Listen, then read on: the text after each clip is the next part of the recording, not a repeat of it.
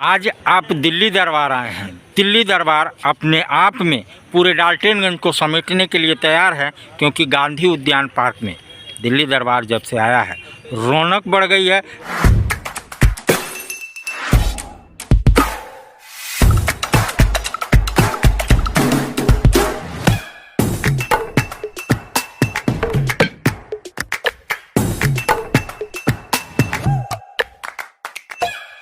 भाई बेटा तो एक ही है ना, कहाँ कहाँ भेजोगे उसे ये सब सीखने?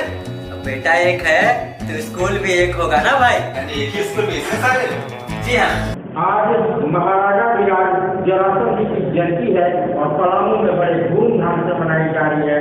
अगर हम कहें कि चंद्रवंशी समाज का महाकुंभ, तो ये गलत नहीं होगा, वो सब। धन्यवाद। आज हमारे प्रथम सम्राट जरासंध जी का जन्मोत्सव हम लोग पलामू की धरती डाल्टनगंज पर मनाने जा रहे हैं और आप जैसा महाकुंभ बोल रहे हैं। ये हम लोगों का प्रयास है कि अपने समाज को और अपने धर्म को हम लोग जोड़ते हुए एकता का प्रतीक दे रहे हैं और हमेशा निरंतर ये कारवां चलते रहेगा और हमारा समाज प्रत्येक हर दिन प्रोन्नति की तरफ जाएगा।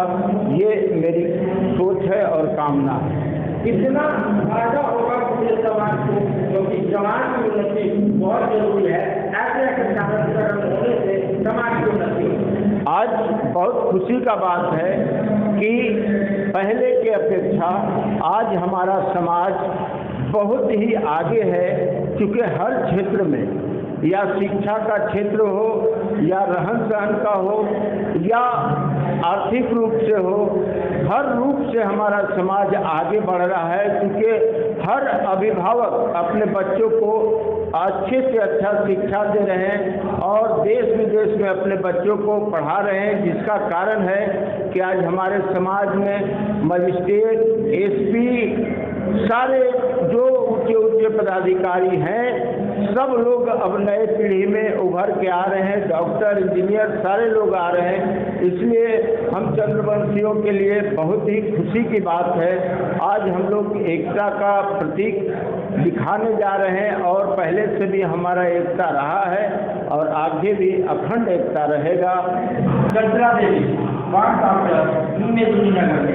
हमारे देश में समाज के लिए करते हैं और महिलाओं के सशक्तिकरण मैं आज जरासंध जयंती और पूरे चंद्रवंशियों का महाकुंभ दो शब्द।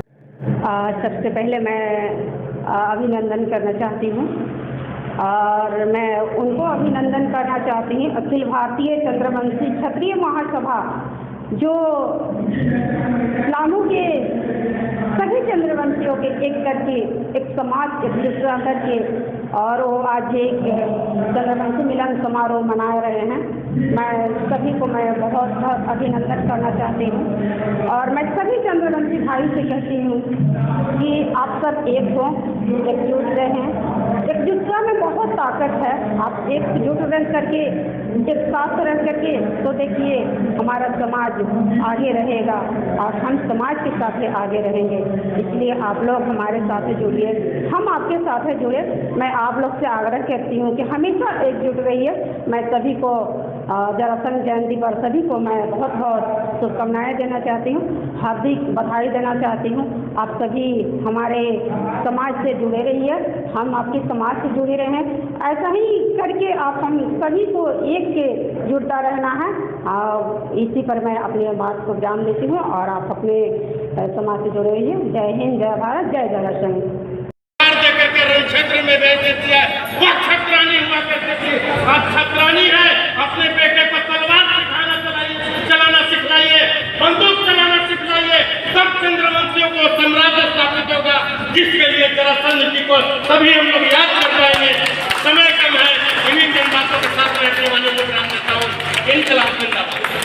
आज चंद्रवंशी समाज का महाकुंभ जिन्हें आपने आज कार्यक्रम का 1 महीने से मेहनत करके सफल बनाने का कार्य किया है। क्या है कार्यक्रम, इसके लिए प्रोग्राम? मैं सबसे पहले तो मैं आपको धन्यवाद देना चाहता हूँ कि आपने समय निकालकर हमारे अभी प्रोग्राम में आने का कष्ट किया। यह जरासंध जयंती सह चंद्रवंशी मिलन समारोह है। हम लोगों ने हर साल जरासंध जयंती मनाने का कार्य किया, लेकिन इस बार हम लोग सोचे, मैं और मेरा कमेटी ने निर्णय लिया कि इस बार हम लोग पूरे पलामू जिला में सभी लोगों को आमंत्रण पत्र देकर आमंत्रित करते हुए जरासंध जयंती सह चंद्रवंशी मिलन समारोह में बुलाया जाए। और इस सम्मेलन के सप्ताह में इस सम्मेलन के दिखाते हुए लोगों को यहाँ पे चाहे राजनीतिक पार्टियाँ हों चाहे प्रशासनिक हो, मैं सभी को एकजुट करके दिखाना चाह रहा था कि चंद्रवंशी बहुल क्षेत्र पलामू जिला है, इसमें चंद्रवंशी एक हों और एक होकर कोई भी काम करें।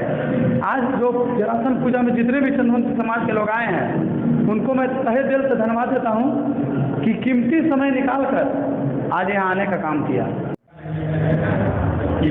आज पलामू की धरती पर जो जरासंध जयंती मन रही है, तो हम कहना चाह रहे हैं कि आज पलामू की धरती से चंद्रवंशियों का जो पुराना इतिहास रहा है पुनः एक जागृत करने का काम हो रहा है और यह जागृति यहीं से शुरू होगी।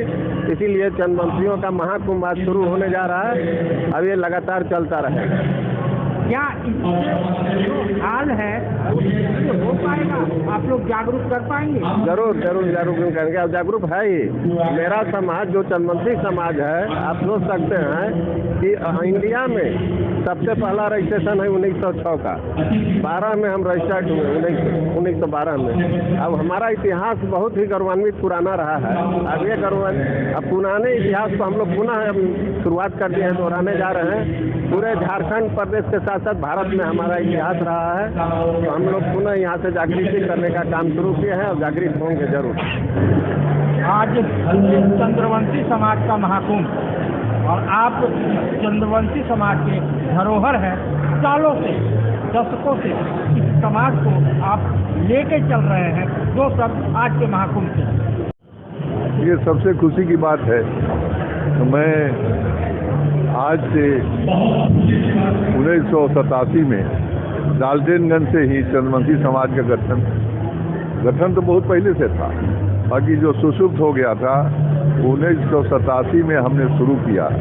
और इस धरती को मैं नमन करता हूँ, यहाँ के पूर्वजों को मैं नमन करता हूँ, यहाँ के बच्चे को नमन करता हूँ कि इन्होंने सहयोग दिया है। आज जो है पूरे भारत में चंद्रवंशीमय हो गया।